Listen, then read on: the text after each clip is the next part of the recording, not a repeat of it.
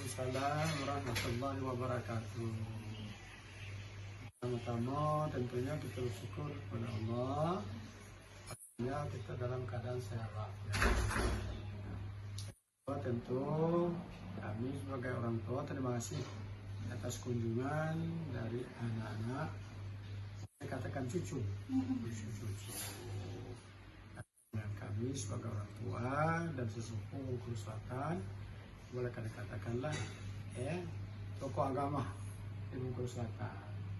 Ketahui lebih dulu, ya Datuk ini mulai masuk dan mantap di Bengkulu Selatan ini. Memang kelahirannya Bengkulu Selatan dulunya. Kenapa? Karena Bengkulu Selatan dulu terdiri dari Kabupaten Bengkulu Selatan. Lantas dilebur menjadi 3 kabupaten. Induk Bengkulu Selatan, Kabupaten Seluma, Kabupaten Kaur. Datuk ini asalnya dulu dari Kabupaten Seluma, tempatnya di Desa Durian Bubur, Kecamatan Talong. Lahir kira-kira usia Datuk sekarang ini berapa?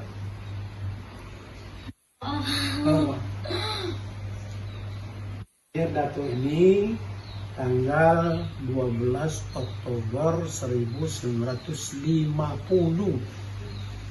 Tahun sekarang? 74 habis, tinggal masuk di tahun sampai. Alhamdulillah. Tapi dan seperti ini masih bisa berkembang di masyarakat. Menyangkut masalah masuknya Islam sepengetahuan Datuk ini, sepengetahuan Datuk, mungkin ada yang nanti lebih tahu dari kami, karena Datuk masuk ke mana ini terutama, kita ini di mana kan?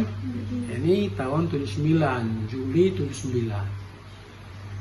Ini besar-besarnya di rantau, jadi nggak begitu tahu apakah itu di daerah Seluma, daerah Kaur, atau daerah mana ini sendiri, karena Datuknya besar-besarnya di rantau. Rantaunya di Curug, Bengkulu, terakhir di Jakarta. Jakarta, ini pulang Jakarta tahun 79 baru kemana ini. Itulah kami mengajar bersama-sama dengan Bapak Dr. Andes Abdul Latif, itu Pondok Pesantren Al-Qur'aniyah Maryapan. Di situ alhamdulillah banyak murid-murid yang sudah jadi guru-guru sekarang. Jadi ada yang sudah jadi doktor, berapa orang sudah jadi doktor. Itu murid-murid itu dulu di Pondok Pesantren, kami bersyukur. Masuknya Islam di Bengkulu Selatan ini Datuk tidak tahu persis, karena mulai masuk berkembangnya Islam di Bengkulu Selatan ini melalui dari pedagang-pedagang, pedagang dari, ada yang dari Jawa, ada yang dari Padang, Sumatera Barat, perkembangan itu. Yang dari Sumatera Barat, itulah kalau di Bengkulu Selatan ini terkenal dengan yang di pasar bawah itu, apa namanya? Syekh Muhammad Amin. Jauh sebelum Syekh Muhammad Amin, itu Islam sudah berkembang, sudah masuk di Bengkulu Selatan ini. Mulai masuknya dulu di kabupaten, di Pasar Talo. Pasar Talo di Kecamatan Talo, Kabupaten Seluma. Betul, kembali lagi berdagang, karena orang berdagang ya. Datanglah orang di Kaur, di Kaur, maka di Bengkulu Selatan. Gimana? Setiap ada pelabuhan tempat orang itu, maka ada keramaian. Setiap ada keramaian, ada pasar. Setiap ada pasarnya ada perdagangan. Nah ini sela-sela berdagang itulah bahwasanya itu bapak-bapak yang berdagang tadi, yang mengerti masalah Islam tadi, ini berkumpul sama-sama mendirikan musola dulu, musola kecil-kecilan. Itu termasuklah di Bengkulu Selatan ini ada musola Siwacin. Itulah dulu langgar itu itulah masjid Cekapan Muhammadiyah. Tukang bakal masjid Muhammadiyah di Mujahidin itu. Ya, barulah didirikan pun lagi, didirikanlah di Pasar Bawah, itu Amin. Udah tuh itu Masjid Kukis. Dulu berkembangnya pemahaman, ya, itu dulu ada orang itu aliran itu dulu namanya apa istilah pemahaman seperti tergia.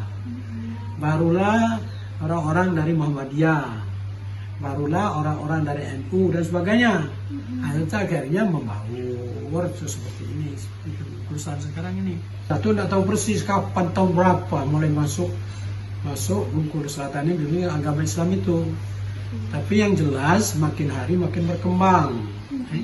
Bukan dalam persaingan, tapi mereka tuh sama itu di Kaur begitu berkembang, di Seluma begitu berkembang, di mana sini banyak berkembang. Yang tahu persis Datuk dulu mulai yang paling berkembang yang pesat dulu itu ini dari Muhammadiyah. Nah, itu pesat perkembangannya itu. Seperti misalnya di daerah Kaur itu, di daerah Kaur itu sampai di sini ada Daud Mungkin. Itu dari Seluma perkembangan kan banyak itu, pokoknya dulu orang Muhammadiyah lebih kentara waktu itu. Sebenarnya dari teria kayak macam itu perti dulu, sudah berkembang pesat juga, ya. Nah, barulah lihat perkembangan makin maju, transportasi makin ini, daerah makin maju, berdatanganlah, ya, dari orang-orang dari Jawa, kebanyakan mereka itu adalah NU. Jadi perkembangan mulai masuknya persis satu tidak tahu. Tapi makin hari bukan persaingan antara parti dengan Muhammadiyah dengan tidak, bukan dalam persaingan, tapi berlomba-lomba. Seperti kalau dalam Islam itu fastabiqul khairat, berlomba-lomba dalam kebaikan. Nah, itulah alhamdulillah sampai sekarang. Sampai sekarang kalau dulu belum ada pondok-pondok, sekarang ini sudah bermunculan pondok-pondok, baik masyarakat penghafal Quran atau pondok-pondok yang lain sudah bermunculan, baik di Bengkulu Selatan, di Kaur, di Suma sudah bermunculan, alhamdulillah. Tapi yang kita tahu masalah perkembangannya itu banyaknya, bukan kualitasnya, ya kuantitas umat Islam untuk Bengkulu Selatan ini alhamdulillah, tapi kualitasnya sangat menyedihkan. Kenapa? Saya katakan kalau dulu kualitasnya boleh dapat dibanggakan, kalau sekarang kualitasnya sangat menurun. Dulu setiap rumah itu ada orang pakai obor. Cari apa? Cari guru ngaji. Sekarang ini bukan guru ngaji. Harusnya dulu anak-anak mencari guru ngaji dulu. Sekarang ini guru mencari anak-anak untuk mengaji. Terbalik sekarang. Nah, inilah keadaan Bengkulu Selatan. Ini Datuk merasakan itu. Di kualitas dari Islam itu sendiri sangat menurun. Walaupun bermunculan pondok-pondok itu, tapi kualitas. Kalau dulu misalnya sering diadakan lomba-lomba setiap kegiatan-kegiatan hari-hari besar Islam, ini luar biasa berlomba-lomba. Sekarang mana ada kedengaran? Tidak kedengaran. Dulu dirayakan satu Muharram, wah itu besar-besaran. Tidak dulu kegiatan-kegiatan di bulan Ramadan. Bulan Ramadan itu rumah itu sepi. Yang ramainya di mana? Di masjid-masjid. Sekarang ini di mana sepi? Rumah yang sepi, masjid sepi, ramainya di mana? Di jalanan. Ini sekarang itulah. Kini kekhawatiran kami dengan keadaan sekarang ini, apa yang dikhawatirkan itu kehilangan satu generasi. Di masjid itu sekarang ini apa? Anak-anak, kemudian orang tua. Antara anak-anak dan orang tua ini kemana? Nah, inilah sekarang ini. Itu yang kita sedihkan sekarang itu. Ya, anak-anak rame. Tapi antara anak-anak yang katakan remaja tadi untuk dengan Ustaz Pet ini tadi, nggak tahu kita kemana mereka pergi. Yang jelas tidak berada di mana, tidak berada di masjid. Nah itu yang sedih. Isi masjid siapa? Orang tua. Ya, orang tua. Jadi inilah kalau kita lihat perkembangan Islam, ya dulu sangat menggembirakan, tapi sekarang sangat menyedihkan. Sehingga terkena anak-anak, cucu-cucu lah sekarang. Kalau kita sudah berusaha semaksimal mungkin, sudah maksimal. Apalagi Datuk sejak tahun 80 Bengkulu Selatan Kaur Selumah itu warawiri. Tidak ada istirahat. Masalah mengembangkan masalah Islam itu. Ya, alhamdulillah sekarang ada sisa-sisanya ada. Tapi berapa banyak sisa ini? Tinggal yang tersisa, bukan sisanya, yang tersisa. Tapi mudah-mudahan berlian. Dulu saya ingat di SMA dulu baru SMA 1, SMA 2. SMA 1, SMA 2. Nah, itu setiap kegiatan-kegiatan hari-hari besar Islam, waduh luar biasa itu. Belum ceramah agama, belum masalah itu, kegiatan-kegiatannya dalam rangka menyambut 1 Muharram. SMA 1 mengadakan lomba ini, lomba itu. Kan? Sekarang yang ada cuma apa? Diadakan apa? Ceramah agama. Di mana? Bukan bulan sekolah. Alasannya tidak ada aula. Di mana? Ke masjid. Antara masjid dengan sekolah, apa pekerjaan anak-anak? Ini yang kami perhatikan. Harusnya dulu, kalau kami dulu tidak ada aula, itu sekolah itu dibuka, disatukan lokal-lokal itu agar anak-anak. Kalau alasan tidak ada aula, itu yang sangat mengkhawatirkan. Kekhawatiran itu sudah menjadi kenyataan. Tapi alhamdulillah masih ada di antara anak-anak itu tetap konsisten. Itu siapa tokoh-tokoh yang Datuk kenal penting atau ulama yang berperan dalam menegakkan Islam di wilayah? Yang tahu persis kalau dimulai dari Kaur itu Daud Mungkin. Itu terkenal dengan orang Muhammadiyah. Kemudian di Bengkulu Selatan, perkembangannya ini dulu ada namanya ini orang Jawa, Pak Sanusi. Pak Sanusi, Pak Saleh Haji Susanto. Itu ini orang Jawa tuh. Kemudian di asli orang mana di sini termasuk Imam Sukudin. Imam Sukudin, Imam Wamal, Imam Haji Kamil Yahya. Ini Injil 21 ini. Kalau di Seluma itu yang dikenal itu ini siapa nama itu Zainul. Zainul itu dari Mas Bambang. Kemudian Ismail Nuris dan Ismail Mas Bambang, dan itu Aminuddin ZR, ini di Suma. Kemudian dari berkembang terus sampai sekarang, inilah ada anak-anak muda yang banyak, udah berkembang itu. Kemudian dari tarbiyah, ini sekarang ini termasuk itu dokternya Haji Muslim, itu tarbiyah itu. Tarbiyah itu seperti kan?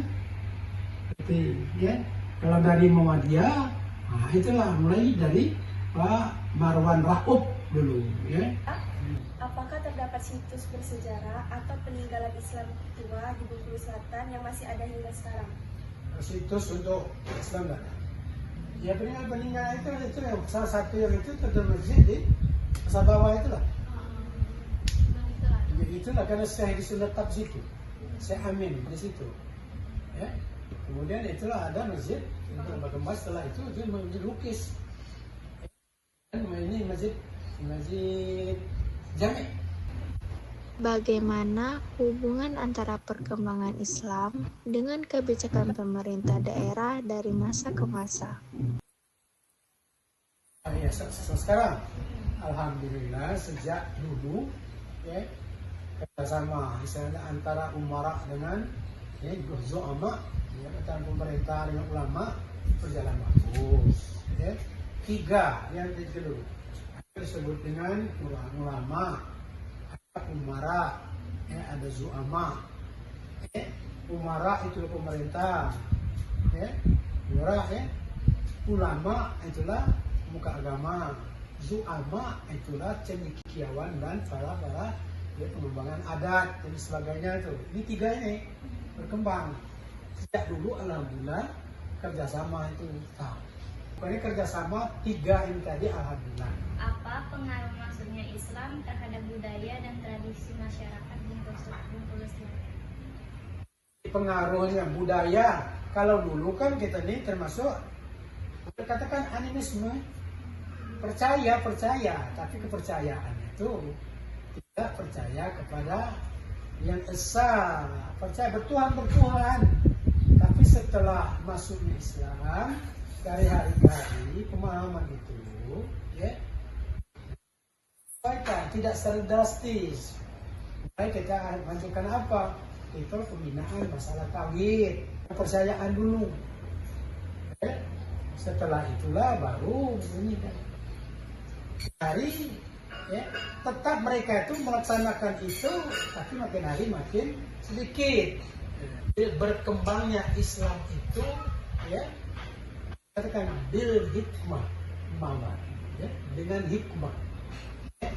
Jangan dikatakan Islam itu mendesak agar tetap dia masuk Islam, enggak. Pokoknya diajak secara baik-baik. Ya, Islam itu menunjukkan dia dulu, buat contoh dulu, bukan hanya mengajak. Ya, dia contohkan dulu bahasa Islam begini, ya, barulah orang tertarik. Jadi berkembangnya itu berjalan seperti air mengalir. Kadang-kadang misalnya apa ada terjadi bentrokan, ada. Negeri yang paling aman Islam saja. Bengkulu Selatan ini paling aman. Tidak ada, walaupun ada gesekan-gesekan itu tidak menjadi perselisihan. Dapat diselesaikan dengan baik. Kalau nyangkut masalah adat, maka pembuka adat didudukan. Menyangkut masalah agama, itulah ini kita inikan masalah agama sekarang ini sudah penuh apa? Ya udah forum ya kerukunan umat beragama, namanya FKUB. Kalau ada misalnya permasalahan perselisihan tentang agama, maka diselesaikan ini di FKUB. Ada beberapa gesekan, bentrokan misalnya antaranya, maka dikumpulkan nih. Nah, kebetulan Datuk sebagai wakil ketua forum kerukunan umat beragama di Bengkulu Selatan. Kita tahu persis itu. Saya akan mendirikan rumah ibadah, harus dimusyawarahkan dulu. Harus siapakan, jangan ada permusuhan, terutama di lingkungan. Oleh sebab itulah ada ini diatur dengan ada peraturan bersama. Saat mendirikan di situ ada persetujuan lingkungan dulu. Itulah kerukunan antar umat beragama. Perkembangan bukan hanya perkembangan Islam saja, perkembangan agama di Bengkulu Selatan. Baiklah Datuk, kami makasih dengan Datuk telah meluangkan waktu dengan kami, telah menunjukkan materi dengan kami juga kan. Semoga Datuk umur panjang, sehat selalu. Amin. Dilancarkan rezeki. Amin. Usul-usul. Telah meluangkan waktu kami. Ya, Datuk juga terima kasih ya. Terutama terima kasih lah datang mengunjungi Datuk. Saya mendoakan Datuk dan Datuk sehat. Ya, kemudian Datuk minta maaf kalau ada kata-kata yang